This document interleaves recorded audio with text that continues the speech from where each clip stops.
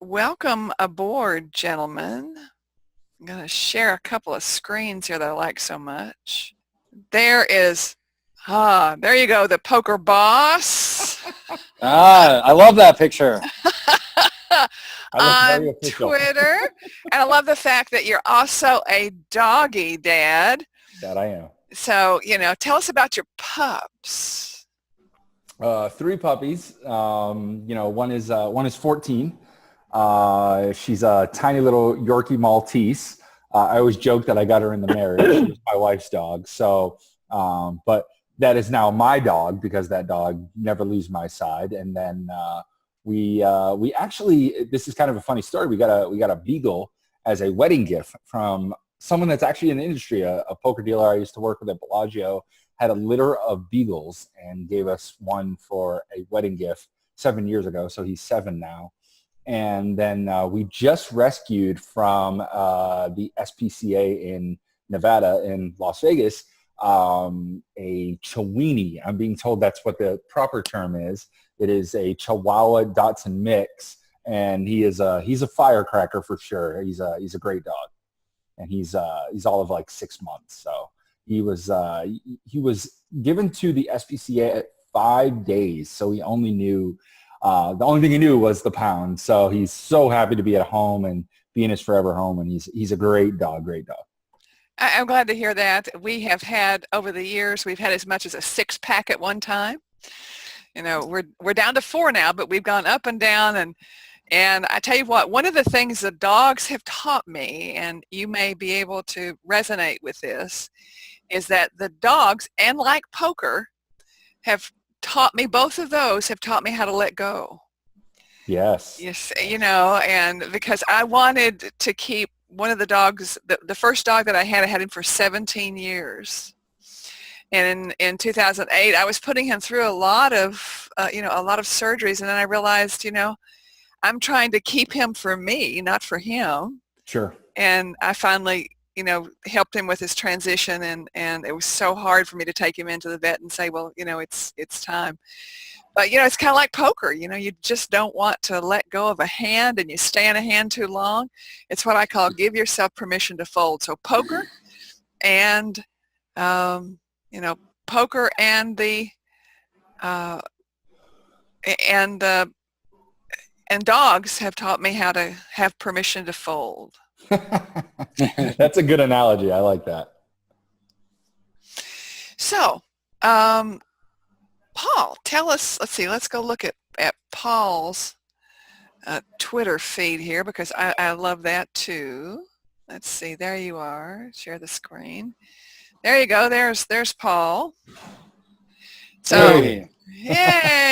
Yay. I saw one picture of you, and I was looking to find a picture, and you're standing in the background, and you look like, you are going to keep everybody in line.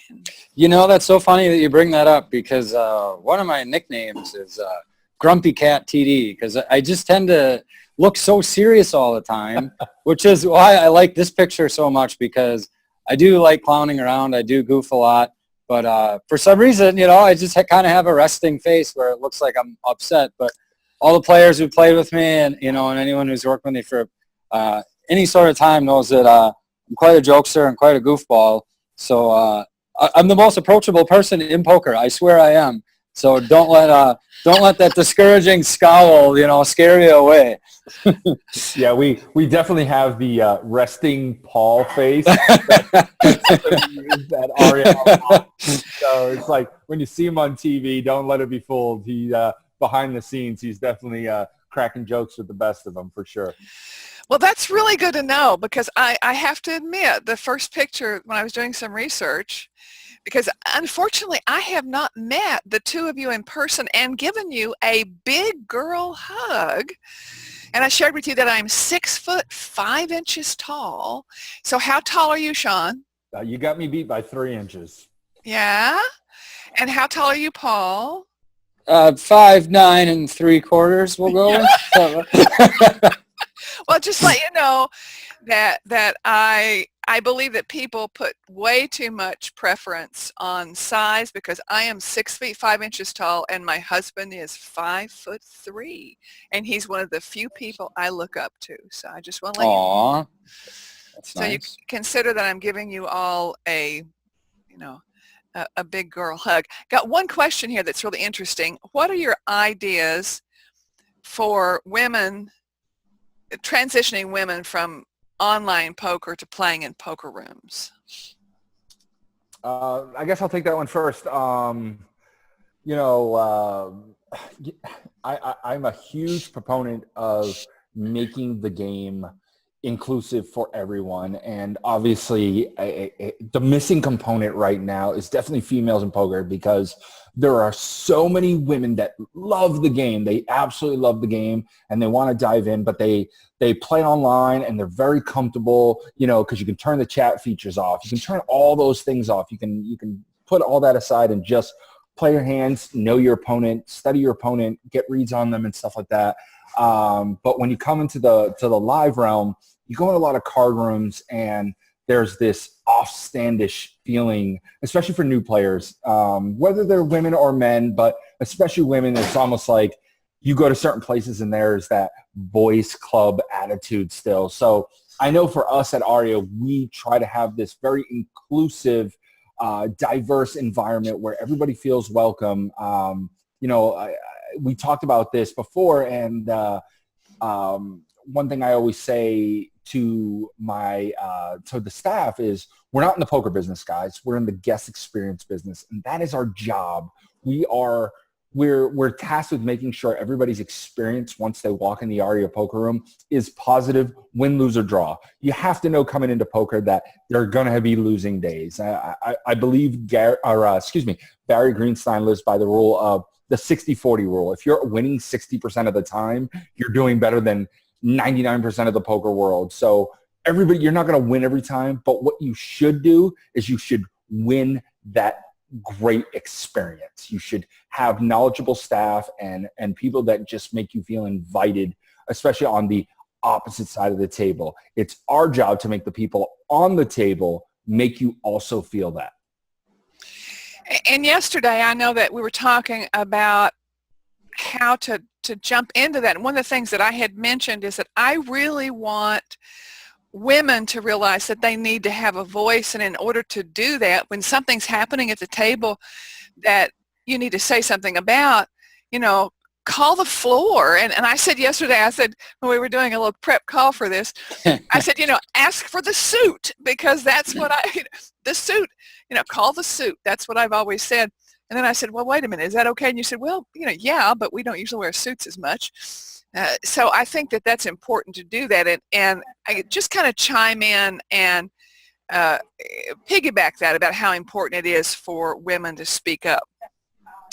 Well, I think that one thing that we do at ARIA, and maybe Sean and I should even improve and implement, is that both of us are now becoming poker personalities. We're well known on social media.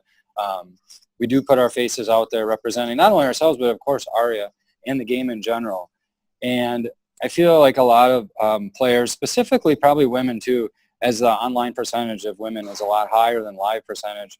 And I feel the transition from online to live is maybe they just, you know, it's a little scary the first couple of times you go to a poker room, but maybe just like a meet and greet with myself and Sean. You know, I feel like they would be more likely to speak up and let us know exactly how they want to be treated, some issues they've had at other properties or issues that they're currently having with our property. If they felt more of a personal connection with not only the leaders of the room, but a couple of the up-and-coming leaders of the industry. Yeah, thank you. That's really important. And I think basically women don't naturally do that. You know, women don't naturally do that because let's face it, you know, I realize that I'm older than most people here. I'm probably the oldest one here, the most mature, let's put it that way. And, you know, I was raised in an era when women were supposed to have their position. You know, they were supposed to be, women were basically raised as being, well, the word is submissive, I guess. But, you know, at 6'5", I was never really that. So, I mean, it's one of the things that's really cool at the poker table is that, I may be a woman, but then I walk in and I'm 6'5", and they go, oh my, I don't know what to do with this. And that's kind of a good thing as well. So I like the fact that you say, go ahead and stand up and say, and let people, women speak their mind. What instances have you experienced in the ARIA in your room in tournaments where you might want to address that in relationship to women? Bless you. Thank you.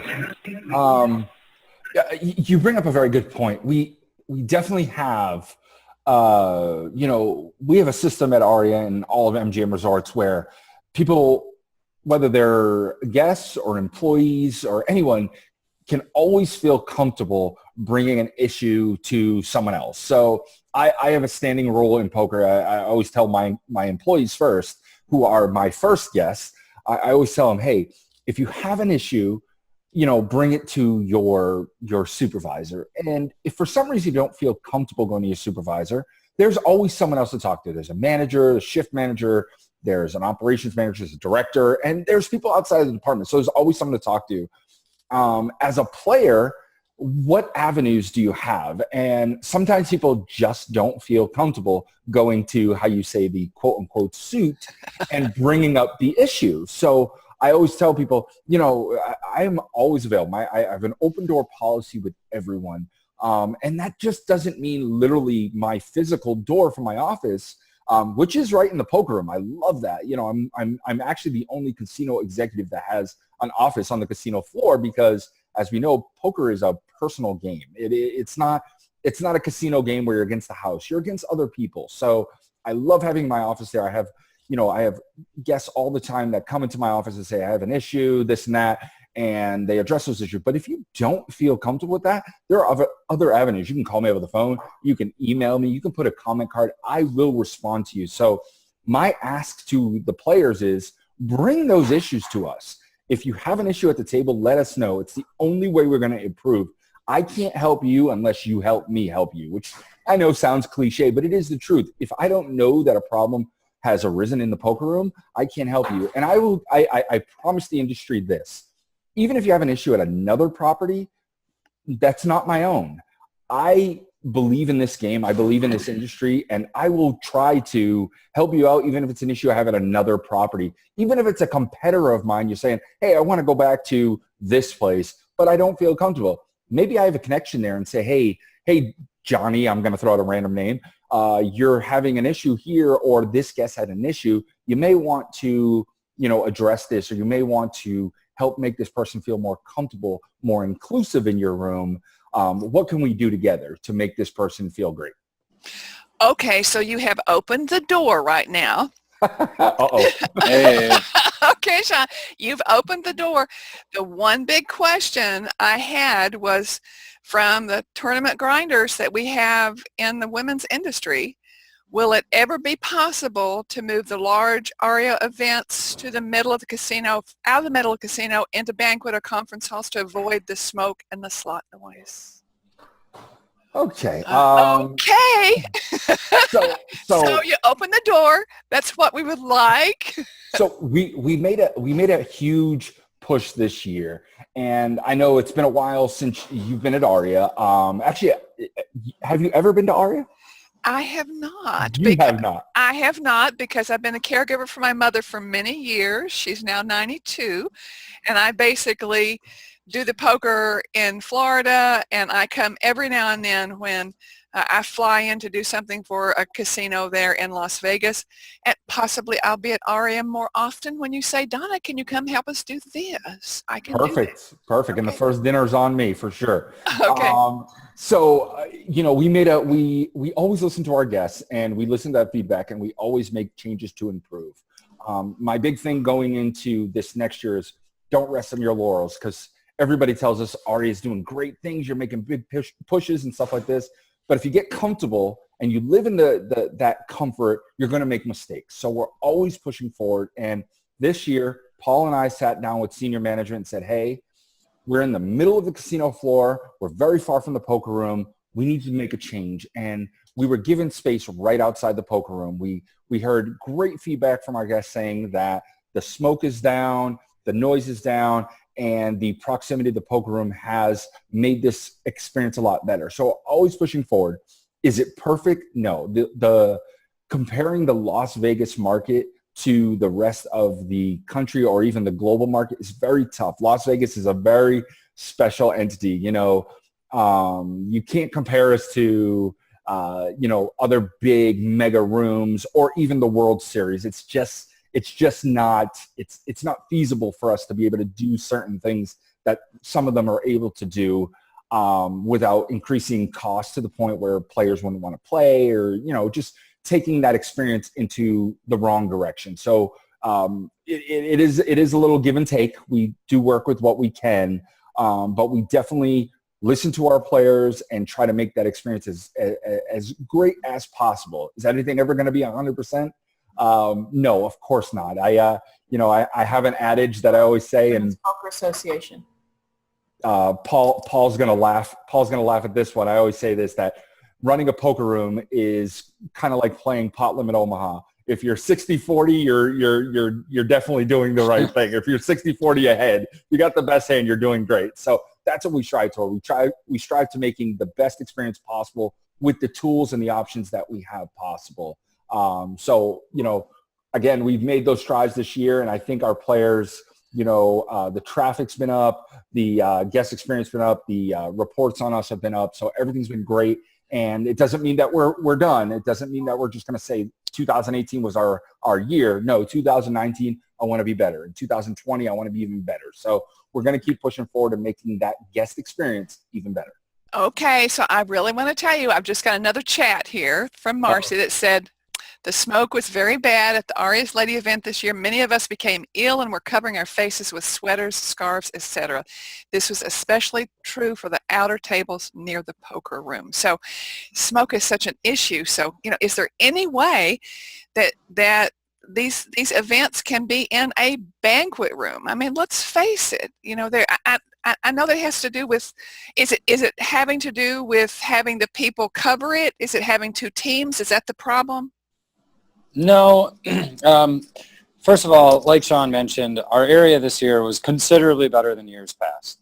But yes, smoking was still an issue, and noise at certain times at night was a little bit of an issue, but it was considerably better than what it had been. And we'll look at improving that moving forward. I've been on record saying this, and I'll say this, and I definitely think it's true for ARIA. There are some places where having events in ballrooms is not a good idea, and I do think ARIA is one of them. I feel like iconic poker rooms shouldn't be having their venues in ballrooms. I think it takes away a lot of the guest experience. I think it takes away a lot of the charm, and in the end, I think it actually does more harm than good. You look at certain events like the WSOP. Those are in convention halls. The Rio is not an iconic poker room. It's not. However, you look at a room like Bellagio, and sometimes the players are like, oh, you should run this 5-diamond in a ballroom. It has the biggest turnout of any WPT 10K event. It shatters records year after year because people like playing in or direct proximity of that iconic Bellagio poker room. You have the tapestry. You have all the history. All the greatest players in the world have played in that room. You bring them to a ballroom, it loses a lot of personality, it loses a lot of its charm. I would much rather keep our events as close to or in our poker room as possible and make that area as best we can for the guests. And, like Sean said, this is the first time in quite a few years that we had this area. And, there's still some issues that we need to improve on. However, I'll go on record. I don't think moving into a ballroom is the best idea for certain locations, and ARIA is definitely one of those. Well, I'll just jump in with my opinion of that. Because as a player and as a person and by the way, if you've had tuberculosis, it stunts your growth. I had tuberculosis when I was 6. Who knew? Who knew that'd be 6'5"? But I've have one lung taken out. I'm very conscious of anything to do with smoke. So you're talking about something being iconic. I'm talking about quality of air. I don't mind the noise so much, but the quality of air is absolutely vital as a poker player. And Sean is coughing, and I want Ah, so that's my opinion. To forfeit some tapestry and some imagery things in exchange for having something that where the air is clean and completely free of smoke, that's my vote. That's my vote. Maybe you want to do a survey. You want to do a survey and see what people think. Do you think that having it out away from the poker room might reduce your people that come in? I don't think that's going to affect it. I think it'll affect it on a positive scale. That's my opinion. So then, Donna, I will make my promise to you here, and we're recording, so I guess I'm held to this. I will go to the powers that be, and the location in proximity to the auxiliary space, I will fight for making it non-smoking. hey. Thank you so much, and thank you. And I just heard applause from the people that are here.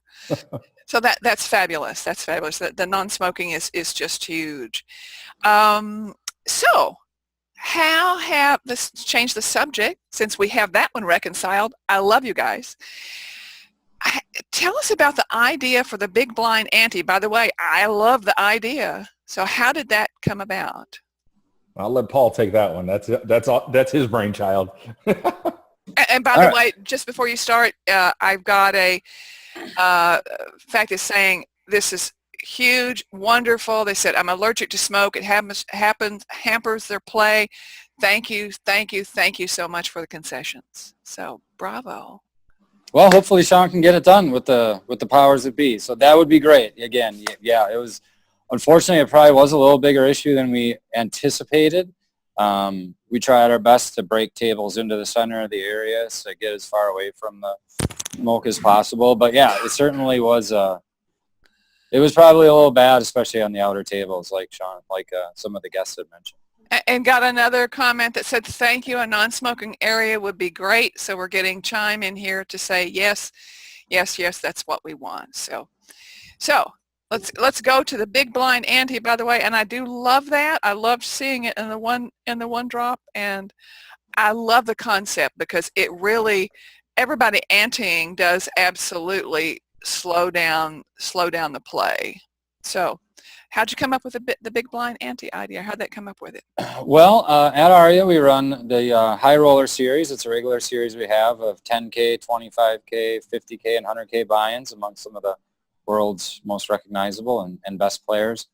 And they're always kind of tweaking their structure, and they asked me how they felt about having like an individual ante. And I said, I'd be willing to try it. I said the location I would want it from is from the big blind. Even though it feels penal, it's the best position because it is the only position at the table that can only be the big blind one time per table, and there's always a big blind per hand. That's the only spot at the table that those are both true about.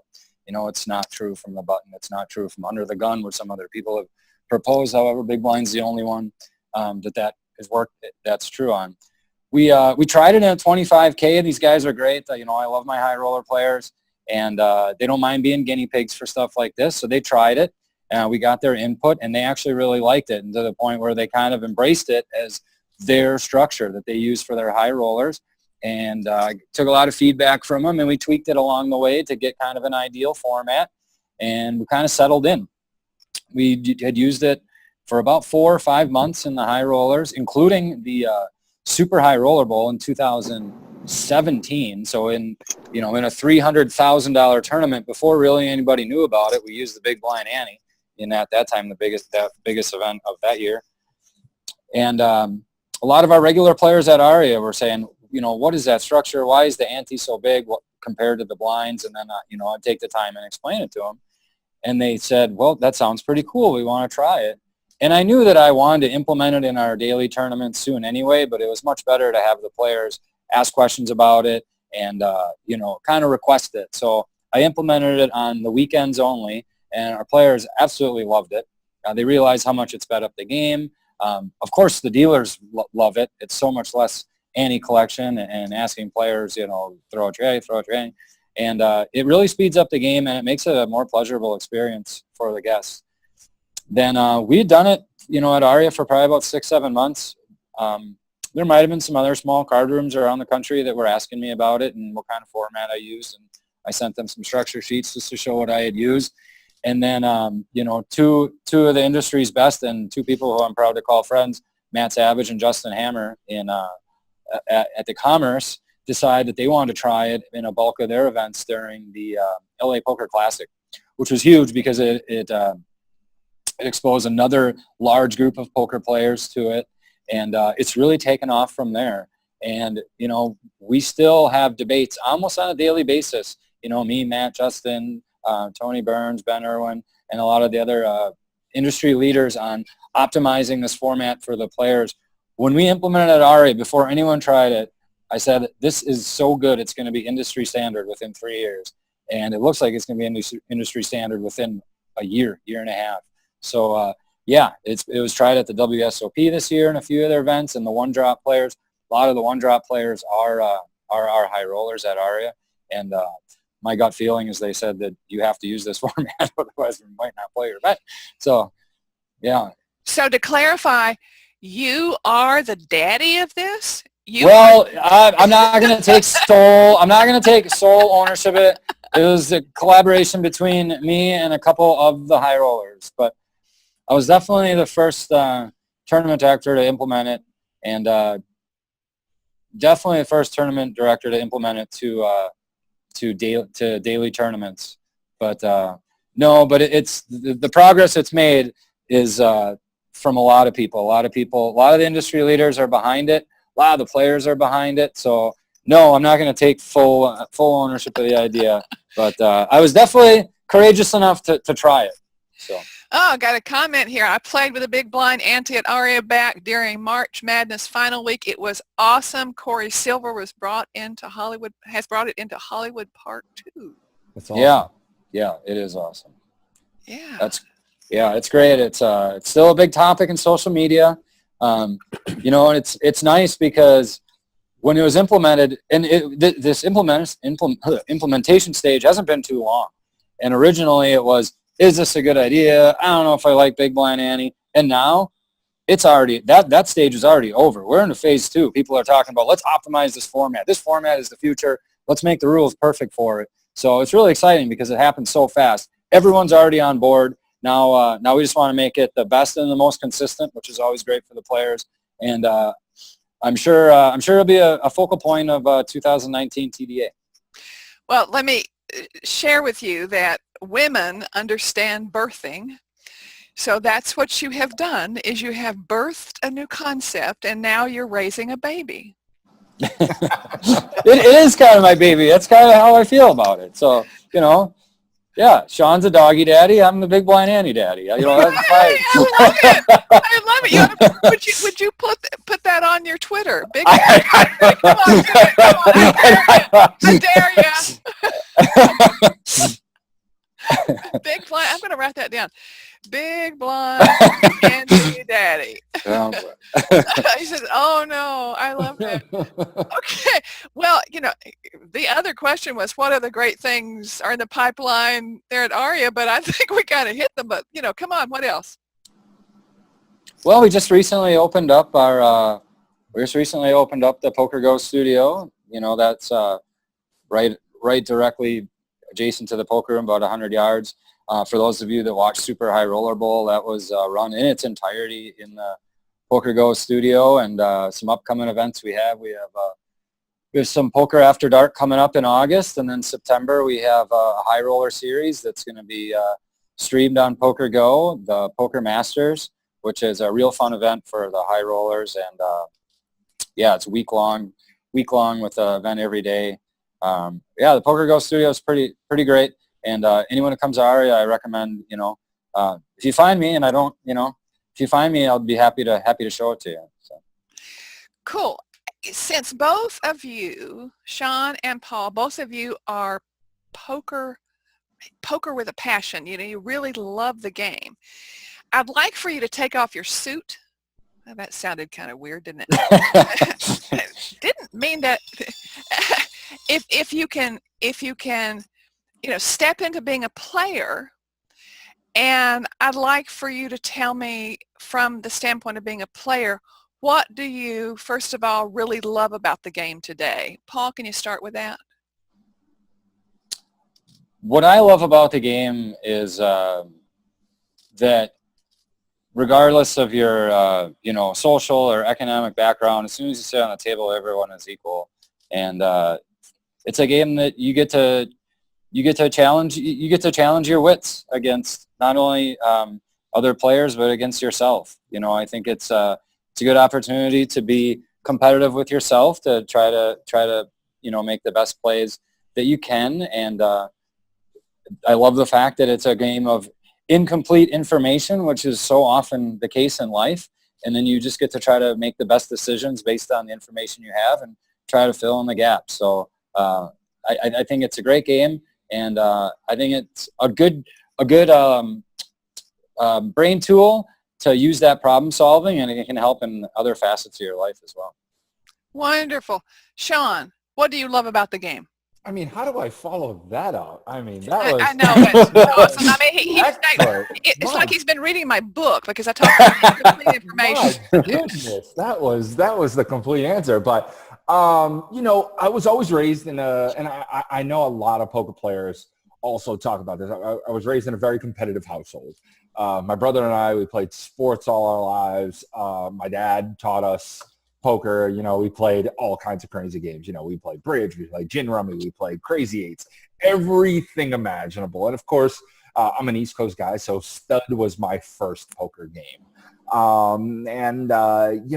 It's always been from a place of, although it's competitive, I've always been a recreational player.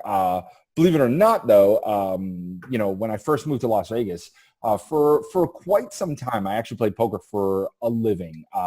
It was poker for a living and then supplementing it with a job. Now it's way the other way around. Of course, I have a job, and I wouldn't say I supplement my income with poker, but I do have a passion for the game. Last night, actually, I played in a game that ended up being streamed on Twitch and YouTube. It was really fun. I'm up in Sacramento right now. I'm actually playing in a 2040 game. I'm going to plug another place right now, which is funny, but as Paul sits in the Ivy room there, but I'm playing in a 2040 Omaha 8-better game tomorrow that'll be live on Twitch and YouTube. And I just love the game. I just love playing the game. I'm as extrovert as it comes. I'm a social butterfly, and I just love playing poker with other people. I think it's a passion. It's fun. It's, I always say the two things in life that I'm the worst at are the most fun for me, which is poker and golf. It's a game that constantly challenges you, because I'll tell you, even though I go into a game, and I'm in the minority here, where I go into a game and I'm like, if I buy in for $500 or whatever I buy in for, I'm not, obviously all of our end game is to make money. But at the end of the day, if I lose the money, I hope I either A, had an experience that was fun with some fun people, or B, I learned something. And generally it's both of those. So that's all it is for me at this point in my life. That could change again. I could revert back to where I say, hey, I'd like to, go into I think the kids call it the lab today, and study and learn and get better at the game. But right now where I am in my life, I'm very happy with my career, but I'm very happy also being able to play poker as a passion, as fun, kind of like just shooting hoops or swinging the clubs or whatever I got to do. So that's just where I'm at today. That's poker for me today. But it's one of those games where tomorrow that could change. I could be like, you know what? Maybe I want to hang up the director hat and go back into playing poker professionally. Please, I hope that doesn't happen. But because I have a good job. Yeah. I don't know if I can hang with them. They're so good. I feel like Shannon's shaking her head right now. The wife is in the background shaking her head over there. She's right there. She's shaking her head.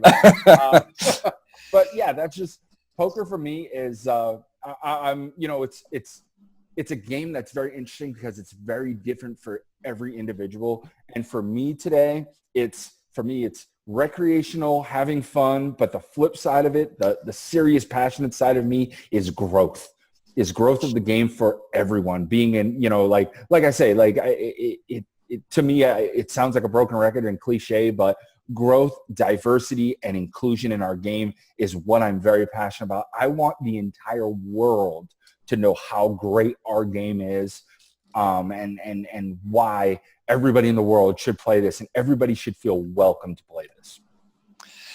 Well, I just fell in love again. I'd like for you to let your wife know that. Donna's in love with me. That's right. But I also want to let you guys know, and this is something that I'm going to ask, and you're going to go, WTF is she asking for? What I would like to do sometime is I would like to bring the spouses on these calls and get feedback, because I think that would be really good for the game. I think it would be good for everybody to see what's going on in relationship to that. So I just wanted to say, you might want to think about that. A spouse's call, huh? Yeah. That would be interesting. I'd have to give permission from the wife, but I think she'd be game for that. My wife is she's a teacher and a professor, and she's actually a doctor of and a poker announcer. Yes. Yes. Yes. It's funny. People always we actually just today we met some new people, and we were talking about poker. All the friends that I'm out here in California, we were talking about poker, and they asked my wife. They were like, do you play? What do you think of the game? This and that. And believe it or not, my wife is not a poker player and knows almost nothing of our game, but it works for us. It works for us. Every dynamic doesn't need the spouses to know exactly what's going on in the game and everything like that, but it works for us. We have very interesting conversations because our professional lives are so completely different, and I learn so much from her every day about her world, and she learns from my world. And it's like we have this moment where we're just staring at each other, learning from what we deal with on a day-to-day basis. And like I said, my wife is a teacher, and she sometimes comes home and she's like, man, I think you have to watch your kids in the poker room sometimes as much as I have to watch my kids. And it's kind of funny. Yeah, that's wow. But I really think the idea of having a spouse call, with everybody involved, and see what someone might experience, or I just a thought. So what, I got a question. What should the criteria be for a woman-friendly poker room? Oh, wow. That was a good question. I saw that pop up on the feed. And here at ARIA, I can tell you with 100% certainty that our female participation is considerably higher than your average poker room. Knowing I was coming on today, I walked the room a couple times today at different times, and I just kind of counted how many women were playing in both cash games and in tournaments. And our tournament participation was probably around 20%. Our cash game participation was similar, which is considerably higher than other rooms. So I know that we're doing the right things at ARIA to get the female participation, but maybe I'm not 100% sure what that is. So maybe that's a question that we shouldn't answer. That should be answered by the women poker players who either play in rooms and say, I don't like how this is done, or who don't play and say, I want to play poker in live rooms, but this is what I'm fearful of. This is the way that I would hope that I was treated. And these are the things that'll make me stay. These are the things that'll make me leave, which is why I feel that having a meet and greet with the room's leaders like Sean and myself and Mike Williams, our operation manager, and our shift managers, and my tournament staff, which has I have three women tournament directors who are outstanding and talented, Candace, Rondi, and Michelle. Talk to them. Maybe we're not the ones who should, maybe Sean and I aren't the ones who should be saying, this is how you run a female-friendly poker room. Maybe the female poker players should be telling us how we should be running a room. However, I think we're doing a good job, and I know that's a lot of, that's part of Sean's leadership, is how he's like he says, we're in the guest service industry. We're not in the poker industry. We make all guests feel included and welcome and give them all a positive experience. So we're doing the right things, but maybe we don't exactly know what they are. We're kind of, blindly stumbling into them, which is good, but, we'd like to know what we can do better. Well, I want to thank you very much for opening that up as a possibility, because we'll send out, I'm a real survey wizard. I love to ask questions, what is it that you want to do? So we'll find out. I'll reach out to women and find out, what are rooms doing correctly and what might they do differently. That's the way I like to approach it, especially when I'm coaching someone, rather than saying, start out by saying, what did you do wrong? I always want to focus on the positive and focus on the things that people are doing correctly, because we have to change that energy level.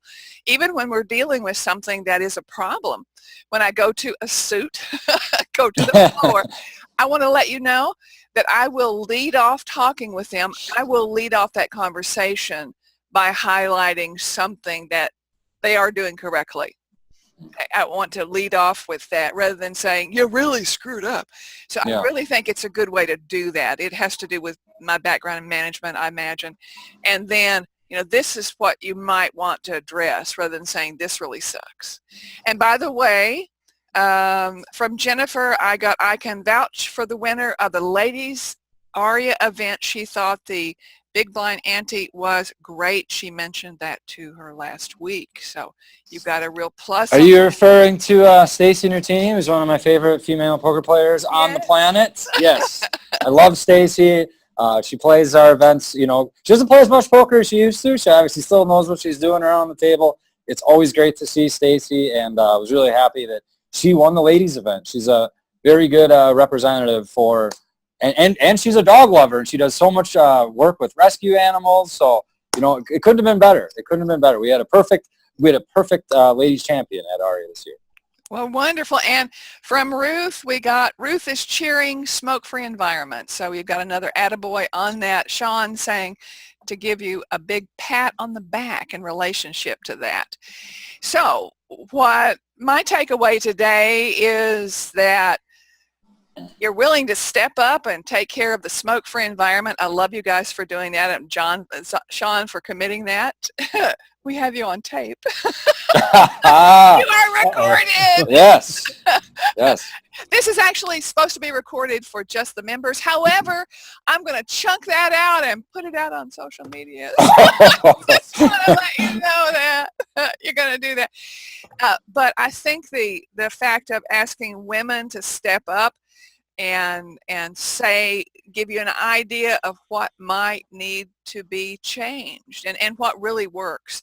That's one of the things that I'd like to put out there to women, is that I say, we're having an interview, the third Thursday Talks with, the 2 stars of the poker industry, and what questions would you like to ask? And it's like pulling teeth remotely. So I want people to stand up and say that.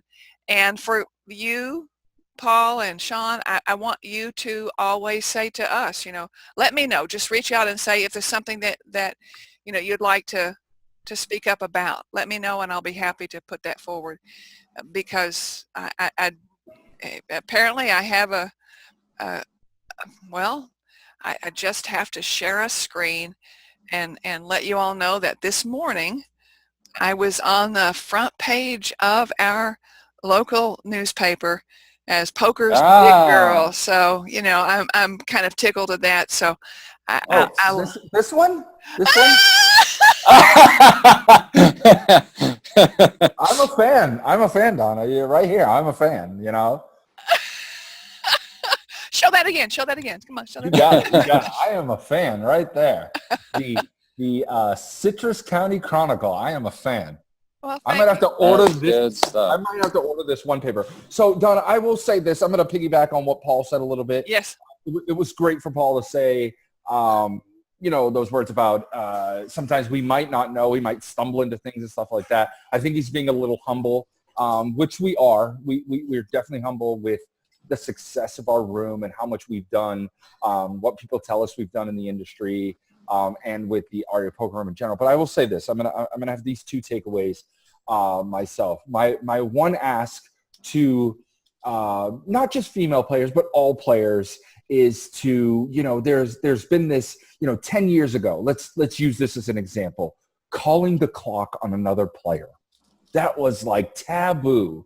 Everybody was like, how can you call the clock on a player? Whether it was cash games or tournaments or stuff like that, it was taboo, something you didn't do. And now the big name pros, the Dana Negreanu's and, the Phil Hellmuths and, the Isaac Haxtons and I'm talking like the huge names in the world have stepped forward and said, you know what? It's a player's obligation to protect the game, to step up and protect your action, to protect the tournament, protect everybody else's interest in the game by stepping up and calling the clock. We don't need these guys waiting 4, 5, 6 minutes to make decisions on hands that are 9-6 offsuit. We all know that. So my ask from the player standpoint, especially the women, to make you feel more comfortable is when you don't have the best experience possible, when there is something wrong, let the leaders of the room know.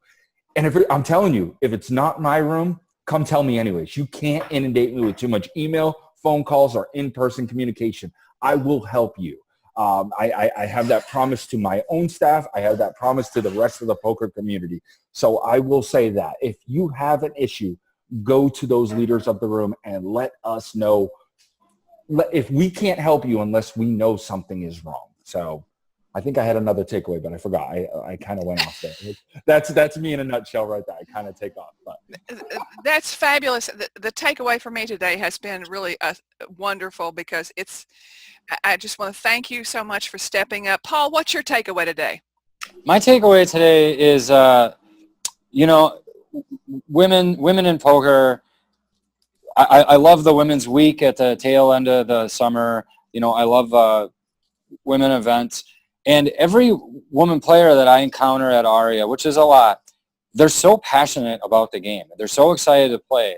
And I just know, but yet it remains it feels like it's such an untapped market where, we have 51% of the population are women and it's not 51% of the players in the game, which means more should play. And all the female players that play have such just such a love and such a passion for the game. And there's the female poker groups and there's such camaraderie amongst the women when one of them's doing well in a big event. And I think they're more competitive and more passionate about the game than the men. I think we just need to get some of the ones, get them that experience. So bring them in, whatever we have to do. So everyone agrees we want more women in the game.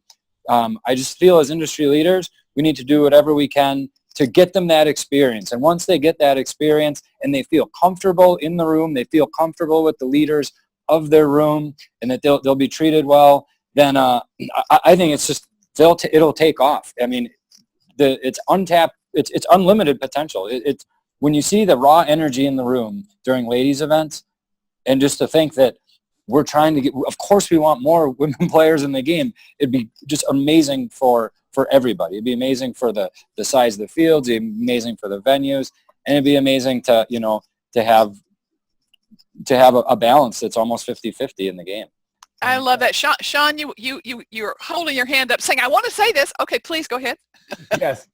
Thanks, Paul. I actually, that's a good segue. I remembered the other part. I said my ask from the players, especially the new players and the female players, is to let us know. My ask on the other side, this is a big ask, and I don't know why we have this culture from the leadership side, this uncomfortable culture of not taking a hard stance on players who are toxic to our game, toxic to our environment.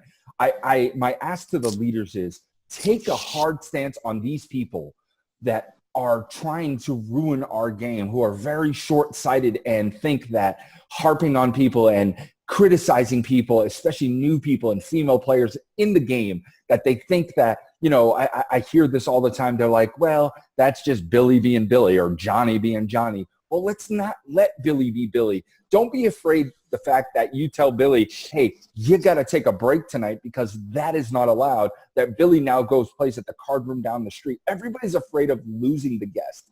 But what they don't realize is that if you tell Billy that this behavior is not acceptable, that you need to take some time off from this room, that the growth of the game will grow for all of us.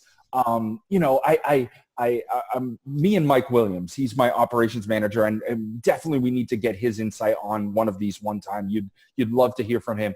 When we do hiring, me, Paul, and Mike, we've devised this system. We've developed this system where you know, you go through the audition process. We all know what it is. You know, you either pass or fail. But just because you don't have what it takes at that moment to work in poker as a dealer in said room doesn't mean we don't want to give you the tools to be able to work there in the future.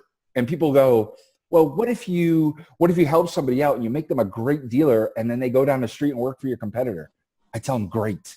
That's awesome. That's better for everyone. That means down the road for my competitor, someone's getting a great experience and they're telling their friend. And that means another player and another player. And it just blossoms into this culture, this environment of making everything better from both sides of the table. So my ask to the leaders of all these rooms, the directors, the managers, everybody, supervisors, dealers, everybody is, you know, just give this inclusive environment, make everybody feel welcome, and the game will grow. Don't worry about the one bad apple just because he's not going to play there tomorrow.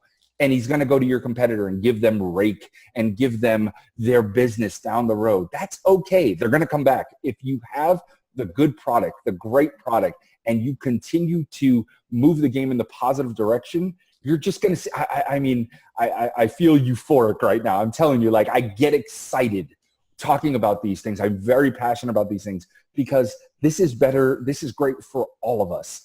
You know, if it's that old thing where one person tells two and two tells four and four tell eight. I'm okay if you go to my competitor and play as long as the game continues to grow, because if you prosper, I prosper. I don't want 100% of the Las Vegas business. I want the most. There's no doubt about that. I want to have that competitive nature because competition is great. Competition breeds more competition.